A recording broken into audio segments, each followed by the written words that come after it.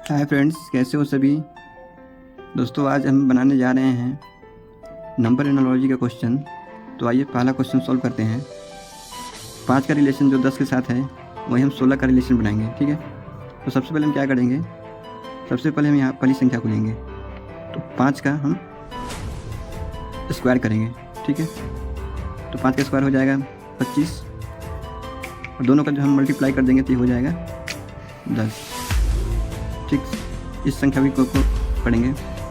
16 का स्क्वायर हम करेंगे। 16 का स्क्वायर होता है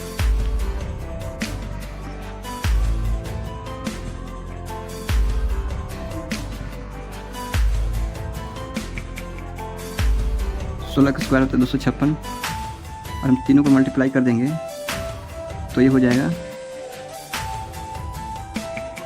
60। तो ऑप्शन ये हमारा आंसर हो जाएगा। तो ये दूसरा क्वेश्चन सॉल्व करते हैं। तो 18 का जो रिलेशन 6 के साथ है वहीं 10 का रिलेशन अगली संख्या के साथ बनाएंगे। तो सबसे पहले हम क्या करेंगे, 6 का स्क्वायर करेंगे। ठीक है, 6 का स्क्वायर हो जाएगा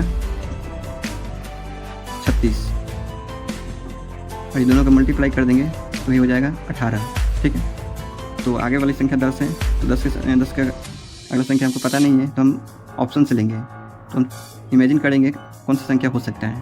तो हम 5 का करके देखते हैं। ठीक है, तो हम 5 का स्क्वायर करेंगे तो ये हो जाएगा 25।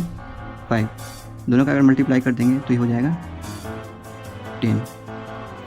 तो हमारा आंसर 5 हो जाएगा ऑप्शन ए। तो ये दोस्तों अगला क्वेश्चन सॉल्व करते हैं। 6 का रिलेशन जो 12 के साथ है वही रिलेशन हम 4 की अगली संख्या के साथ करेंगे। तो सबसे पहले हम पहला लॉजिक लगा कर देंगे और वो लॉजिक काम करेगा तो उसको बनाएंगे, नहीं तो फिर अगला दूसरा लॉजिक को बनाएंगे। तो 6 का रिलेशन निकाल के देखेंगे। तो यहाँ पर हम 6 का पहले हम क्यूब करेंगे। ठीक है, 6 का क्यूब होता है 216 और तीनों गुना कर देंगे तो ये हो जाएगा 12। ठीक है, ठीक उसी तरह हम अगली संख्या को भी करेंगे। तो सबसे पहले हम 4 लेंगे। ठीक है, और 4 का क्यूब करेंगे तो ये हो जाएगा 64। ठीक है, तो इन दोनों का भी हम मल्टीप्लाई करेंगे तो ये हो जाएगा 24। तो ऑप्शन। तो आइए दोस्तों अगला क्वेश्चन सॉल्व करते हैं। तो 6 का रिलेशन जो 18 के साथ है वही रिलेशन हम 18 का अगली संख्या के साथ बनाएंगे। ठीक है, तो इसके लिए हम सबसे पहले क्या करेंगे, हम पहला लॉजिक लगा कर देखेंगे। तो पहला लॉजिक हम 6 का हम सबसे पहले स्क्वायर करेंगे। ठीक है, 6 का स्क्वायर हो जाएगा 36 अगर दोनों का मल्टीप्लाई कर देंगे तो यह हो जाएगा 18। ठीक है, ठीक उसी तरह हम अगली संख्या को भी करेंगे। तो अगला संख्या हमारा क्या है 18 है, तो इसका अगर स्क्वायर करेंगे तो ये हो जाएगा 324। ठीक है, तो जैसे हम इसमें दोनों का मल्टीप्लाई कर देंगे इसी तरह हम तीनों का मल्टीप्लाई करेंगे। ठीक है, तीनों को मल्टीप्लाई करेंगे तो 8 24 हमारा राइट आंसर हो गया। क्वेश्चन जो सेलेक्ट किया उसमें उसका अगला क्वेश्चन है, ये रहा हमारे सामने। तो इसको हम सॉल्व करते हैं। तो सबसे पहले जो सबसे आसान लॉजिक होता है वो लगा कर देखेंगे। ठीक है, तो 5 का जो रिलेशन 21 के साथ है वही रिलेशन हम 6 का अगली संख्या के साथ बनाएंगे। ठीक है, तो सबसे पहले हम आसान लॉजिक लगा के देखेंगे। तो हम इसमें अगर 5 में अगर हम 16 जोड़ देंगे तो ये हो जाएगा 21। ठीक है, ठीक उसी तरह हम 6 में भी अगर 16 अगर जोड़ेंगे तो ये हो जाएगा 22। हमारा आंसर हो जाएगा। तो हमारा राइट आंसर ए हो गया। ठीक है, तो ये नंबर एनालॉजी का अगला क्वेश्चन सॉल्व करते हैं। तो हम क्या करेंगे, सबसे पहले 16 का जो रिलेशन 40 के साथ है वहीं हम 12 का अगली संख्या के साथ करेंगे। ठीक है, हम सबसे पहले पहला लॉजिक लगा कर देखेंगे।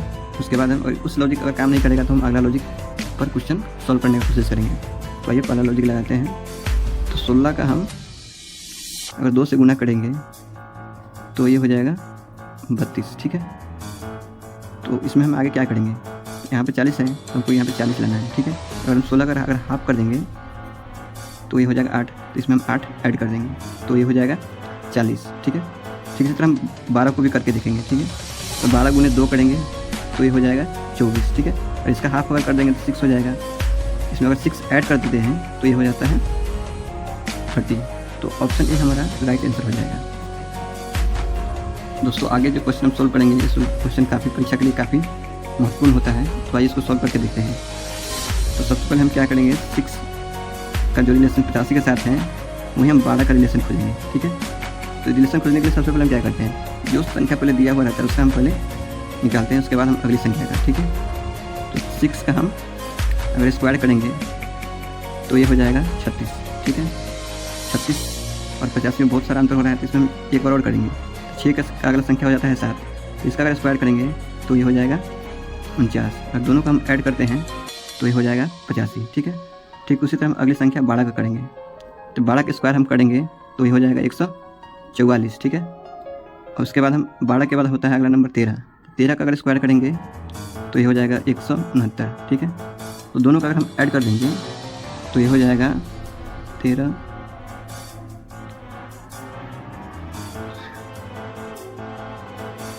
313, तो हमारा ऑप्शन सी 313 हो जाएगा। ठीक है दोस्तों, अगला क्वेश्चन जो नंबर एनालॉजी के जो हमारे सामने है तो इसको सॉल्व करते हैं। ये परीक्षा में काफ़ी पूछा जाता है और काफ़ी ट्रिकी क्वेश्चन भी है, तो आइए इसको बना के देखते हैं। 11 का जो 13 के साथ रिलेशन है वही हम 13 का खोजेंगे। ठीक है, तो वहाँ पर सबसे पहले हम पहला लॉजिक लगा देंगे। तो 11 में अगर हम 2 जोड़ेंगे तो ये हो जाएगा 13। ठीक है, फिर 13 में अगर हम 2 जोड़ेंगे तो हो जाएगा 15।